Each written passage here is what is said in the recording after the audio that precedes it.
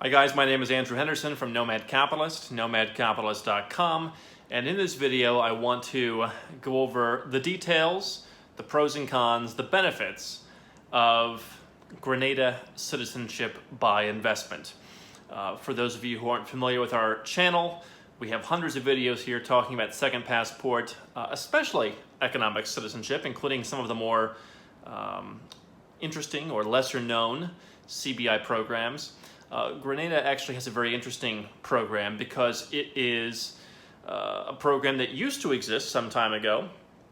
It was then canceled, and now it's back. It's one of the 5 programs as of this recording in the Caribbean that allows you to make a donation or buy real estate and get a passport in a matter of months.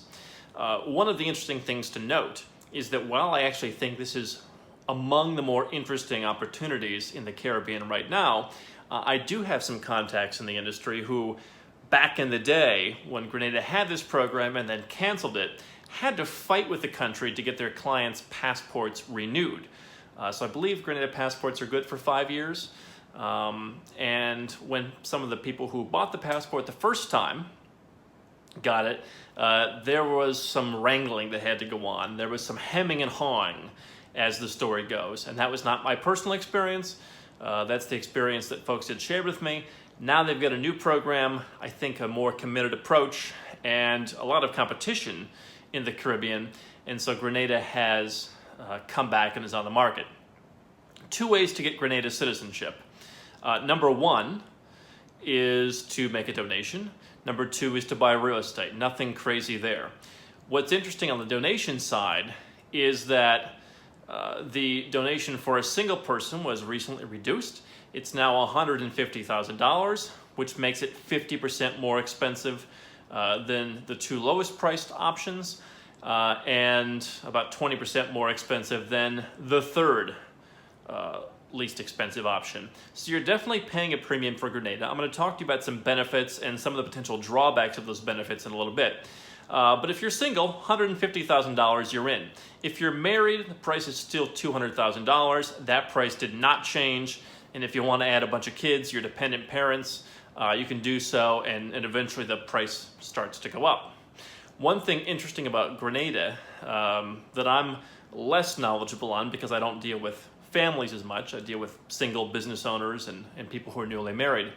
But Grenada actually came out and said that if you have children who are dependent on you, we're going to raise the age limit for them being part of this program to 30.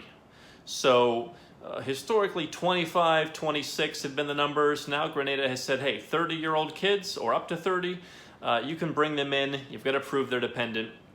They can join you. So that's the donation side.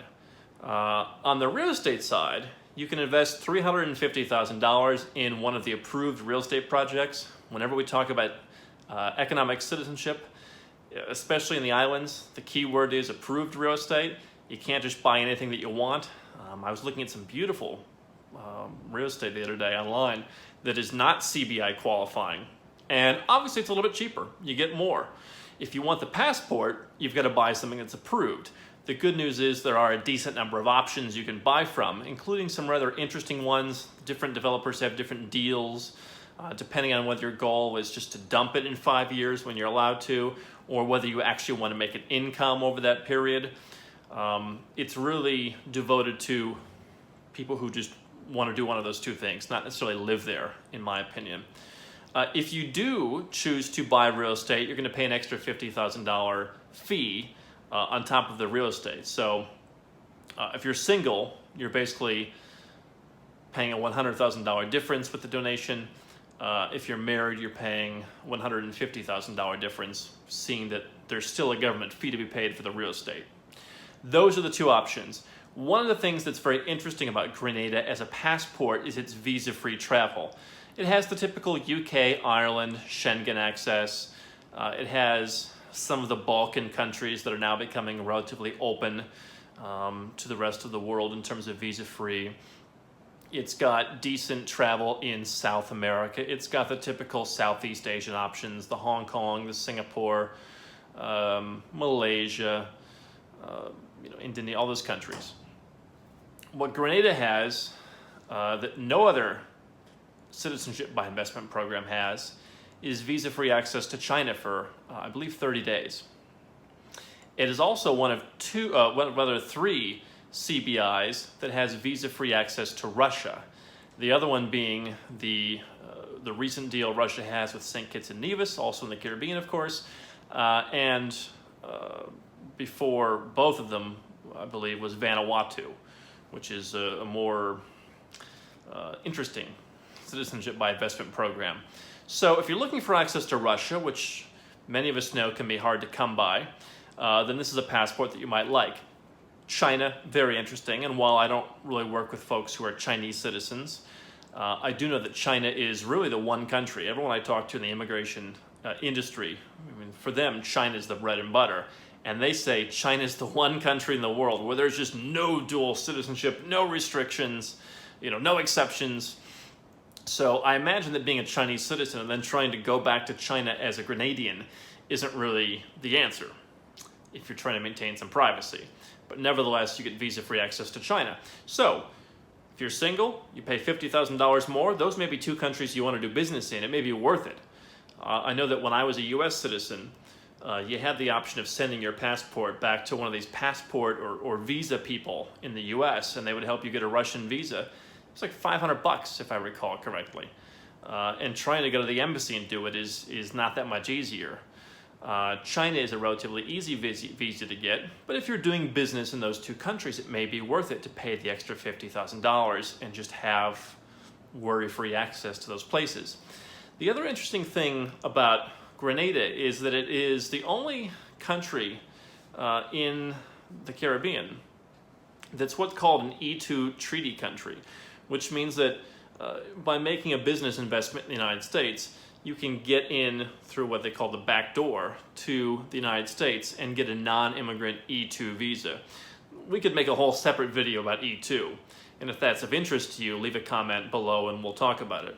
This is something that I do bring up with people whom I'm helping who are U.S. citizens now and may want the option to not be in the future. Now, one thing before we get into it is there were some concerns coming out of Grenada a while ago that Donald Trump would make some changes to the E2 program.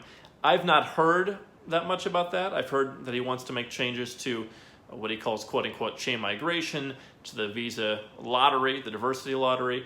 I've not heard changes about E2 because people who are doing E2 are owning businesses and paying taxes in the U.S.